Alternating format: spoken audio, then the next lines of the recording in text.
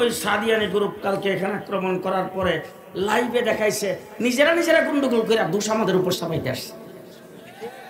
তাদের মধ্যে আর হাসিনার বাহিনীর মধ্যে কোনো পার্থক্য নাই। সুতরাং হাসিনাকে যেইভাবে যাইতে হবে, বাংলার মাটিতে কোথাও তাদের কার্যক্রম চলবে না। গত 2013 সালে আমরা শাপলা চত্বরে ছিলাম আল্লামা আহমদ শফি রহমতুল্লাহ আলাইহির নেতৃত্বে। শেষ রাত্রে লক্ষ লক্ষ মানুষ শাপলা চত্বরের রোডে তাহাজ্জুদরত, মোনাজাতরত, জিকিররত অবস্থায় ছিল। সেখানে ফ্যাসিস্ট সরকার যেইভাবে আক্রমণ করেছিলেন ঠিক সেই কায়দায় গতকাল টঙ্গীর মাঠে আক্রমণ করা হয়েছে। সুতরাং যারা আক্রমণ করেছে তারা ফ্যাসিস্ট সরকারের দূষর, নিশ্চয়ই তাদের সাথে আওয়ামী দূষকদের যোগসাজশ রয়েছে। আজকে এখানে অনেকেই বক্তব্য রেখেছেন, বক্তব্য আপনারা শুনেছেন। আমরা সারাদিন প্রশাসনের সাথে বৈঠক করেছি। গতকাল যে আক্রমণ হয়েছে তার আগে এই গেটে পুলিশের পাহারা ছিল। সেই পুলিশের পাহারা কারা সেখান থেকে পুলিশকে হটাইছেন তাদেরকেও খুঁজে বের করতে হবে। প্রশাসনের ভিতরে আওয়ামী দূষর যারা গাপ্পি মেরে বসে আছে তাদের আমরা অপসারণ চাই। বাংলাদেশ মুসলমানের দেশ। আসতে কয়েন মাইঠে যেন না শুনে। দেশটা কার দেশ? আমি শুধু একটি কথা আপনাদের সামনে বলতে চাই। ইংরেজ পরে 200 বছর এই দেশে শোষণ করেছেন। ইংরেজ যখন এই দেশ থেকে বিতাড়িত হয়েছে, দ্বিজাতি তত্ত্বের ভিত্তিতে দেশটা 2 ভাগে স্বাধীন হয়েছে। একটার নাম হিন্দুস্তান, আরেকটা হলো পাকিস্তান। আমরা তখন পূর্ব পাকিস্তান হিসাবে পাকিস্তানের অংশ হয়েছিলাম। কিন্তু আমি আপনাদের সামনে উল্লেখ করতে চাই, আমাদের ভাষা বাংলা, কলিকাতার ভাষা কি?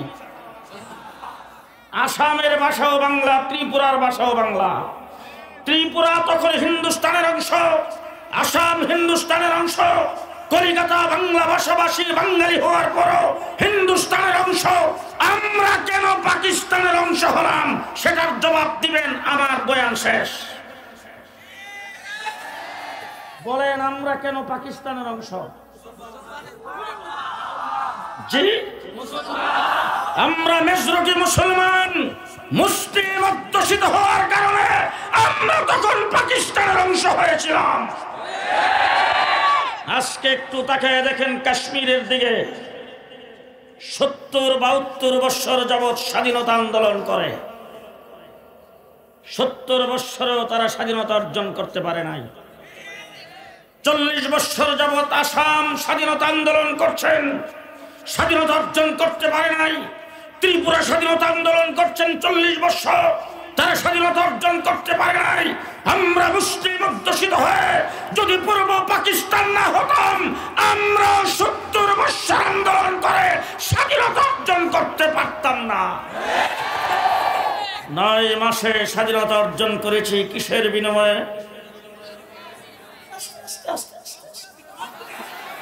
কিসের কারণে? আমরা মুসলমান হওয়ার কারণে। ঠিক না ঠিক? 9 মাস আন্দোলন করে যখন আমরা স্বাধীনতা অর্জন করেছি, এরপর থেকে আজকে 54 বছর ভারত আমাদের পেছনে লেগেছেন। আমার দেশের সম্পদ তারা লুণ্ঠন করেছেন। বিজয় দিবসে মিস্টার মোদি একটি বার্তা দিয়েছেন, সেই বার্তাই বলেছেন এটা নাকি তাদের বিজয়। পরিষ্কার ভাষায় বলতে চাই, মিস্টার মোদি সাহেব, বাড়াবাড়ি করার আগে একটু আফগানিস্তানের দিকে তাকাবেন।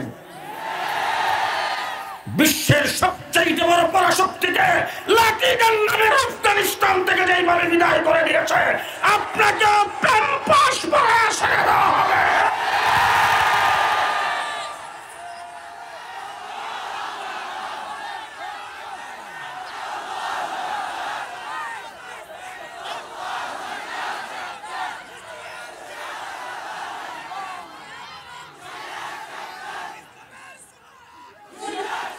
জেনে রাখেন মিস্টার মোদি সাহেব, আপনার রাষ্ট্র বড় হতে পারে, লোক সংখ্যা বেশি হতে পারে, আপনার সশস্ত্র শক্তি বিষয় হতে পারে, আমাদের সেইগুলি দেখার টাইম নাই। আমরা মুসলমান হিসাবে আমাদের সেইগুলি হিসাব করার সময় নাই। পরিষ্কার ভাষায় বলছি, আপনারা আমাদেরকে সহযোগিতা করেছেন স্বাধীনতা যুদ্ধে, আপনাদেরকে ধন্যবাদ জানাই। তবে স্বাধীনতার পরে পাকিস্তানিরা যে সমস্ত জিনিস আমাদের দেশে ফেলে গিয়েছিল সব লুণ্ঠন করে নিয়েছেন। 54 বৎসরে আমাদেরকে পানিতে মারছেন। আমরা 54 বৎসর ইতিহাস ভুলে যাই নাই। লেডি প্রধানমন্ত্রীকে আপনারা 15 বৎসর ক্ষমতায় টিকিয়ে রেখেছেন। দেশের সম্পদ আপনাদের প্ররোচনায়, আপনাদের সহযোগিতায় লুণ্ঠন করেছেন। সুতরাং সাধু সাবধান, সাধু সাবধান। বাংলাদেশের দিকে চোখ তুলে তাকাবেন, চোখ উপড়ে ফেলা হবে। দেশ আমার। শেষ কথা আমি আপনাদের সামনে বলতে চাই, শেষ কথা আমি আপনাদের সামনে বলতে চাই, মুসলমান হিসাবে আমরা স্বাধীন। আমরা দেশে ইসলাম নিয়ে থাকতে চাই, আমরা দেশে ইসলাম নিয়ে থাকতে চাই। আমি যখন জেলখানার থেকে বের হলাম 2 বছর পরে ইসলামী ব্যাংক হাসপাতালে চিকিৎসাধীন ছিলাম। আমার ছেলে জামাই তাদের সাথে স্বরাষ্ট্র মন্ত্রণালয় থেকে বারবার যোগাযোগ হচ্ছে, তাড়াতাড়ি হুজুরকে স্বরাষ্ট্রমন্ত্রীর সঙ্গে দেখা করান। আমি অ্যাম্বুলেন্সে করে গেলাম সচিবালয়।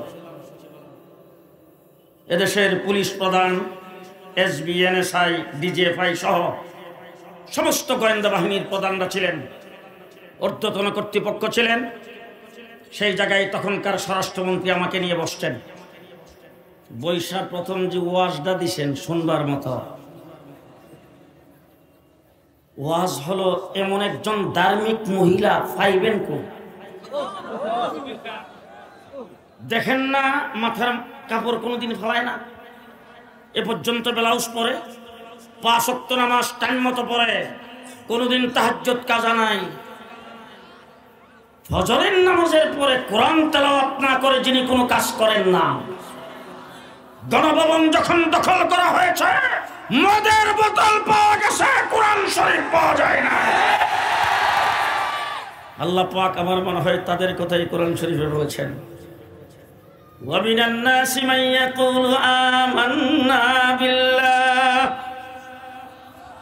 ওয়া বিল ইয়াউমিল আখির। যারা আল্লাহর উপর ঈমান আনছে, আখিরাতের উপর ঈমান আনছে, আমরা তো মনে করি তারাই মুসলমান। কি বলেন? আল্লাহ সার্টিফিকেটটা কি দেয়? ওয়া মা হুম বিমুমিনিন।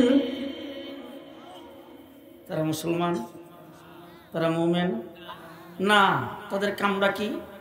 ওই যে এতটুকু পর্যন্ত ব্যালেন্স পড়ছে, মাথার মধ্যে ঘুমটা দিছে, হাতে তসবিহ নিয়া, মাথায় হিজাব পরে, তারপরে শপথ বাক্য উচ্চারণ করেছেন, আর ওই যে বক্তৃতায় দাঁড়ায় বলছে লাকুম দীনুকুম ওয়ালিয়া দীন, বুখারী শরীফের হাদিস। এই যা কিছু করছে সব কিছু মানুষকে, আল্লাহকে এবং মুসলমানদেরকে ধোঁকা দেওয়ার জন্য করেছে।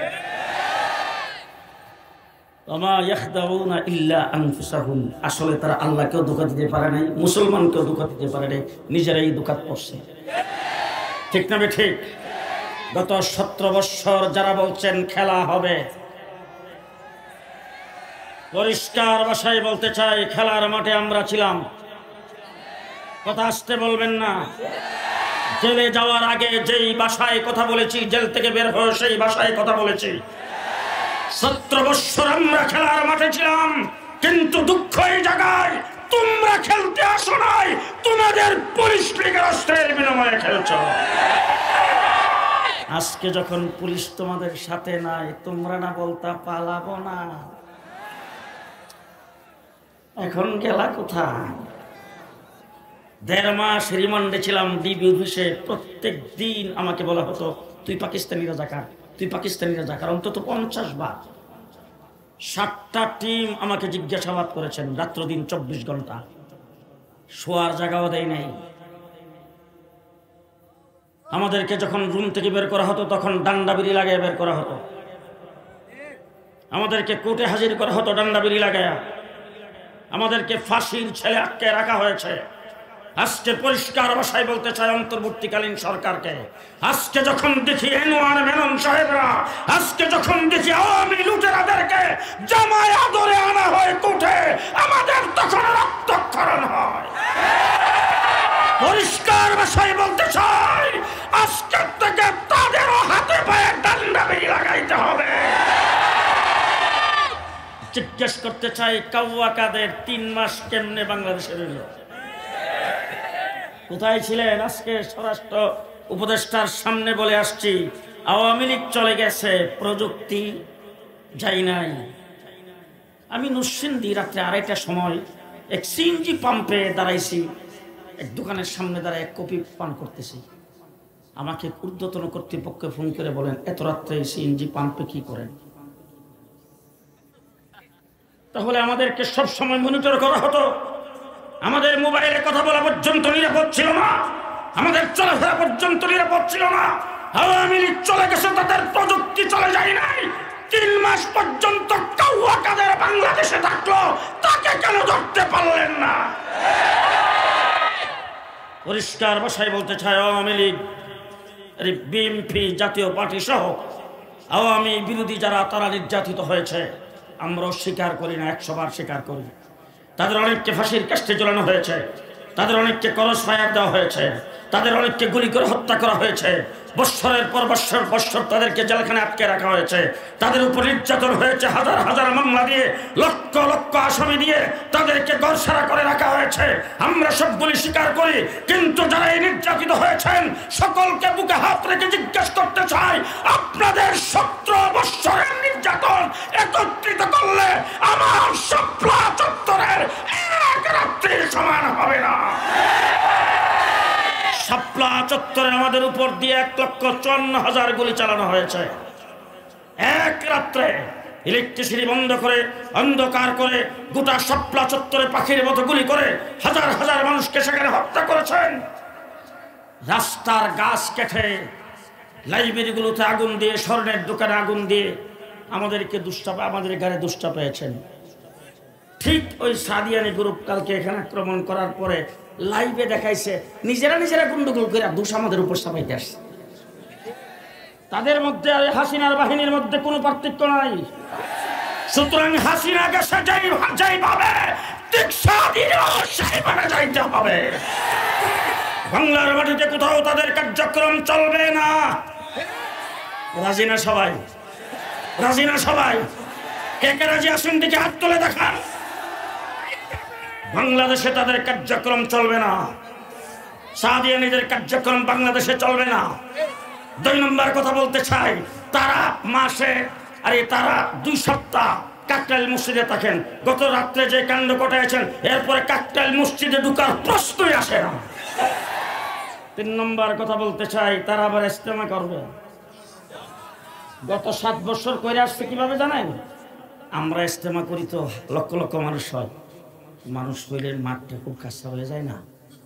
এতগুলি মানুষ পাক করে, খানা পিনা খায়, ময়লা আবর্জনা আসে, ওই ময়লা আবর্জনা পরিষ্কার করার জন্য 3 দিন তোমরা আইতা। এটাও এখন থেকে আর হবে না। আস্তে আস্তে আস্তে আস্তে এটাও আর হবে না। যেই মাঠে তোমরা আক্রমণ করে আল্লাহর ওলিদের রক্ত চড়াইছ, সেই মাঠে তোমাদেরকে কোনো ইজতেমা করতে দেওয়া হবে না, হবে না, হবে না।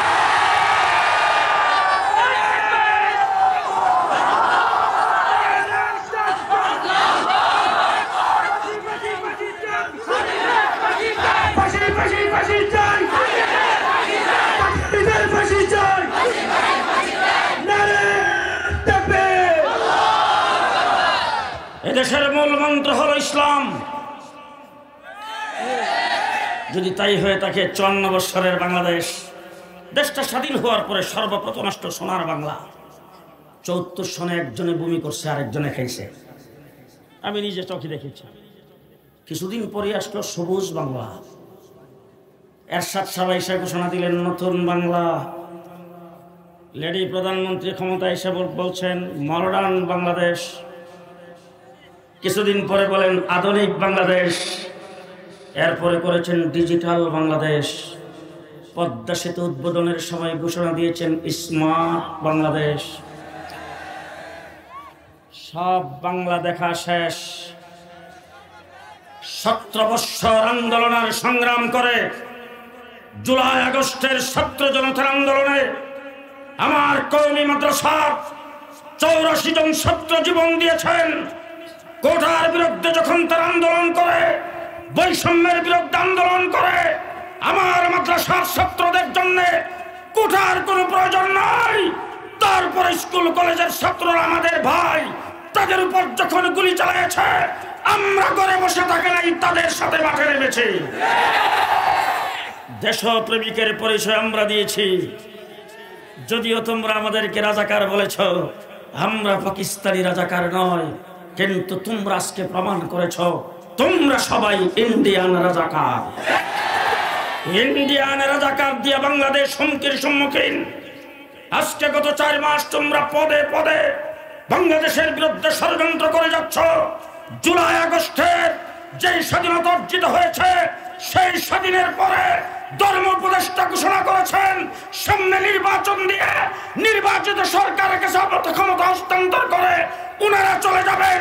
আমি আজকে আপনাদের সামনে বলতে চাই, যদি রাজি থাকেন সকলে তারা সমর্থন দিবেন। এবারের বাংলাদেশ হবে ইসলামের বাংলাদেশ। রাজি আছেন? রাজি আছেন? দেশ হবে ইসলামের বাংলাদেশ। আমাদের নেতৃত্ব দিবেন মহিবুল্লাহ বাবনগরী। আমরা তার নেতৃত্ব ঐক্যবদ্ধ। আপনারা তার নেতৃত্বে অগ্রসর হতে প্রস্তুত আছেন কিনা? আল্লামা বাবনগরী সাহেবকে আল্লাহ পাক দীর্ঘনের খায়াত দান করুক। আমরা তার নেতৃত্বের সামনের দিকে অগ্রসর হব। বাংলাদেশে ইসলামের বাহিরে কেউ কোনো কিছু করার কল্পনাও যেন করতে না পারে, সেই ব্যাপারে আমরা সজাগ থাকব। সাদিয়ানীদের ব্যাপারে সবাই সতর্ক থাকবেন। উলামায়ে কেরামের পক্ষ থেকে যে কোনো সময় যে কোনো কর্মসূচি সবাই আসতে রাজি আছেন তো? ইনশাআল্লাহ বসে পড়েন, বসে পড়েন। আমির হেফাজত আল্লামা শাহ মহিবুল্লাহ বাবনগরী আজকে প্রধান অতিথির সর্বশেষ নসিহত করে তারপরে তিনি আখিরি মোনাজাত দেবেন। আমরা মোনাজাত করে এখান থেকে বিদায় হব। আল্লাহ আজকের মাহফিলকে কবুল করুন। যাদের মাথায় পাগড়ি পরায় দিলাম তাদেরকে কবুল করুন। মানহাল মাদ্রাসাকে আল্লাহ পাক কবুল করুন। হযরত মাওলানা মুফতি কিফায়াতুল্লাহ আজহারি সহ তার আসাতিজা কেরাম, তার মুহিব্বিন মুতাল্লিকিন যারা এই মাদ্রাসা প্রথম থেকে শুরু করেছেন এ পর্যন্ত সহযোগিতা করেছেন, বর্তমানে যারা মেহনত করতেছেন, তাদের অন্তরকে আল্লাহ ইখলাসের দ্বারা ভরপুর করে দেন। তাদেরকে আল্লাহ পাক দ্বীনের খাদেম হিসেবে কবুল করেন। ওয়া আখিরু দাওয়ানা আলহামদুলিল্লাহি রাব্বিল আলামিন। উত্তরার ঐতিহ্যবাহী আল মানহাল মাদ্রাসার ঐতিহাসিক সালানা জলসায় ইতিমধ্যে আওলাদে রাসূল আমাদের সামনে বক্তব্য রেখেছেন। দেশের শীর্ষস্থানীয় উলামায়ে কেরামের দিক নির্দেশনামূলক আলোচনা আপনারা শ্রবণ করেছেন। সর্বশেষ আমাদের জন্য পথ পাথেয়মূলক নসিহত পেশ করার জন্যে অসুস্থ শরীর নিয়ে অত্যন্ত কষ্ট করে আজকে যিনি এই মজলিসের প্রধান অতিথি হিসেবে হাজির হয়েছেন, বাংলাদেশের সর্বস্তরের উলামায়ে কেরাম, সর্বস্তরের মুসলিম জনতার রাহবর, হেফাজতে ইসলাম বাংলাদেশের সংগ্রামী আমির হযরতুল আল্লাম শাহ মহিবুল্লাহ বাবনগরী বারাকাল্লাহু ফি হায়াতি। আমি ওনার সংক্ষিপ্ত লিখিত বক্তব্য আপনাদের সামনে পেশ করছি। আসসালামু আলাইকুম ওয়া রাহমাতুল্লাহি ওয়া বারাকাতুহু। জামিয়াতুল মানহাল আল কওমিয়া উত্তরার আন্তর্জাতিক ইসলামী মহাসম্মেলনে আমির হেফাজতের লিখিত বক্তব্য। মোহতারাম হাজিরিন, আজ অত্যন্ত ভারাক্রান্ত হৃদয় নিয়ে আপনাদের সামনে উপস্থিত হয়েছি। আপনারা জানেন গত রাতে টঙ্গীর বিশ্ব ইজতেমা ময়দানে তাহাজ্জুদ নামাজরত এবং ঘুমন্ত দাওয়াত ও তাবলীগের সাথী ভাইদের উপর সাতপন্থীদের নৃশংস হামলার ঘটনা আমরা যার পরনায় বিস্মিত ও হতবাক হয়েছি। আমরা এই ঘটনার তীব্র নিন্দা ও প্রতিবাদ জানাচ্ছি। তাদের এই সন্ত্রাসী হামলার 4 জন নিরীহ নিরস্ত্র তাহাজ্জুদরত জিকিররত মোনাজাতরত তাবলীগের সাথী ভাই শাহাদত বরণ করেছেন। এছাড়া শত শত সাথী ভাই আহত হয়ে হাসপাতালে চিকিৎসাধীন রয়েছেন। এদের মাঝে অনেকের অবস্থা আশঙ্কাজনক। আমরা এই বর্বরচিত হামলার হুকুমদাতা এবং এর সাথে জড়িত সকলকে দ্রুত গ্রেফতার করে দৃষ্টান্তমূলক শাস্তি দেওয়ার জন্য বর্তমান অন্তর্বর্তীকালীন সরকারের প্রতি জোর দাবি জানাচ্ছি। সাতপন্থীরা এই নির্মম হত্যাকাণ্ড ঘটানোর মাধ্যমে এদেশে দাওয়াত ও তাবলীগের কাজ করার নৈতিক অধিকার হারিয়ে ফেলেছেন। তাই দাওয়াত ও তাবলীগের নামে তাদের সকল কর্মকাণ্ড নিষিদ্ধ ঘোষণার দাবি জানাচ্ছি। প্রিয় উপস্থিতি, দাওয়াত ও তাবলীগের মেহনত নবীওয়ালা কাজ।